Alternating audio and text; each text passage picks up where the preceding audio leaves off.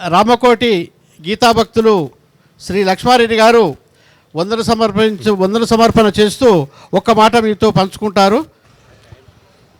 దయగల హృదయమే భగవత్ నిలయం అని చెప్పి సద్గురు మహర్షి మలయాళ స్వాముల వారు చెప్పినటువంటి విషయం.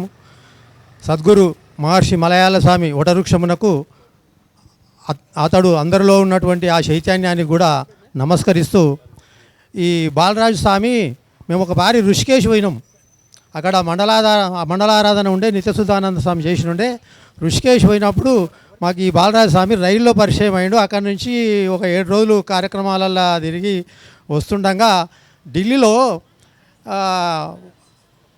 ఒక హోటల్కి పోయి ఆంధ్ర హోటల్లో పోయి అన్నం తిని ఒక ప్లేట్ అన్నము తీసుకొచ్చి స్వామికి కొద్దిగా నడవలేకపోతుంటే కొద్దిగా కష్టం ఉంటుండే నడవడానికి బాలరాజు స్వామికి.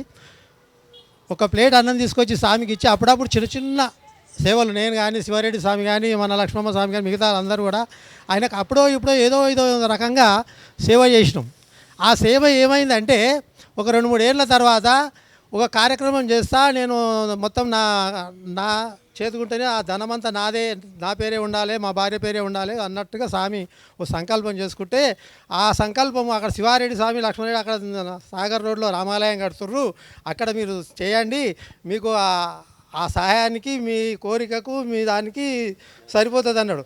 అంటే మేము చేసినది ఏం లేదు, చిన్న అన్నదానం కూడా కాదు, స్వామి అంతకంటే ఎక్కువనే ఇవ్వచ్చు మాకు. కానీ అక్కడ హోటల్లోకి వెళ్ళి స్వామి తింటాడో ఏమో అని చెప్పి చిన్న అన్నం తీసుకొచ్చి ఆ స్వామికి అప్పుడప్పుడు ఇచ్చినందుకు మాకు నిజంగా కూడా ఆ స్వామి ఇప్పుడు ఈ కార్యం జరగడానికి ప్రతి నెల కూడా రామాలయంలో కార్యక్రమాలు జరగడానికి కూడా ఎంతో అంత స్వామిది ఉంటుంది. చూసినవా ఈ చిన్న సేవ ఎంత ఉంటుందో.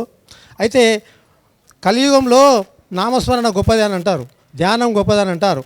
ఒక అతను పోతుంటే కూరగాయలు అమ్ముతుండు, ఒక ఆయన కూరగాయలు అమ్ముతుండు, అడుగు పోయిండు, అయ్యా నాకు కూరగాయలు కావాలని పేదోని నాకు ఏం లేదు ఏమన్నా మీరు దానం చేయండి అంటే, అరే నేను అట్లా చేయను, నీ దగ్గర ఏమున్నా సరే చిన్న ఇనుపతు ముక్కున్నా సరే అతను తకెట్లు వేయి ఇతను నీకు ఎన్ని కూరగాయలు వస్తాయని ఇస్తా అంటాడు. నా దగ్గర ఏం లేదు, అతను అన్ని పిసుకున్నాడు, ఏం లేదు, ఇనుప ముక్క కూడా లేదు.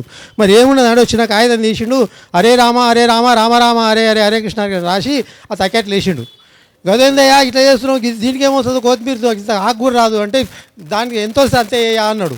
కూరగాయలు ఎన్ని వేస్తా ఉన్నాడు, అది లేసలేదు, తగ్గడే లేసలేదు ఆ రామనామానికి. అట్లా ఆయన మంచి ధ్యానస్తుడు. అందరం మనం కూడా ధ్యానం చేసుకోవాలి భగవంతుడి మీద. ఆ చైతన్యం దేహమే దేవాలయం, జీవుడే సనాతన దైవం. ఆ సనాతన దైవాన్ని నేనెవరు, ఇప్పుడు ఇంతకుముందు రమణ మహర్షి గురించి చెప్పినటువంటిది ఆ విషయాన్ని నేనెవరు అని చెప్పి తెలుసుకోవడానికి ప్రయత్నం చేసి ఈ కార్యాలకు వచ్చినందుకు చివరి వరకు ఎవరి వారే యమునాగతి అన్నట్టు ఎవరు చేసుకున్న ఫలం వాళ్ళకే దొరుకుతుంది. కాబట్టి అందరూ అదే చేస్తారు కదా, నేను అదే చేస్తాను కాదు, ఈ లోపట ఆ చైతన్యాన్ని కనుగొనడానికి 6 నిమిషాలు సాధన చేయాలి. పోతన గారు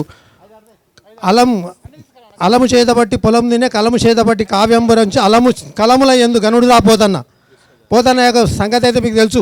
ఆయన ఒక సంసారిగా ఉండి రాజయోగిగా ఉండి కూడా పరమాత్మని పొందిండు. కాబట్టి ఈ అవకాశం ఇచ్చినందుకు 1 నిమిషం ఎక్కువైతే క్షమించాడు. హరి ఓం తచ్చదు. మంగళం గురుదేవాయ మహనీయ గుణాత్మనే సర్వలోక శరణ్యాయ సాధురూపాయ మంగళం. ఇంకొకటి మనము ఒకటి మనం ఈ సంసారం వ్యవహారంలో అన్నీ ఉంటాము, అన్నీ వేసుకొని పోయి ఒక పడవ ఎక్కి అతలు దాటేది ఉంటుంది.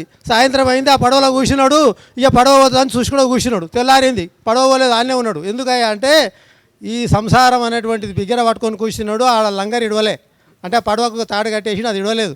శివానంద స్వామి మన ఒక విషయం చెప్పిండు, సంసారాన్ని మనమే పట్టుకున్నాము, ఇతరులు ఏది పట్టలేదు, సంసారాన్ని మనని పట్టలేదు, మనమే సంసారాన్ని పట్టినామని.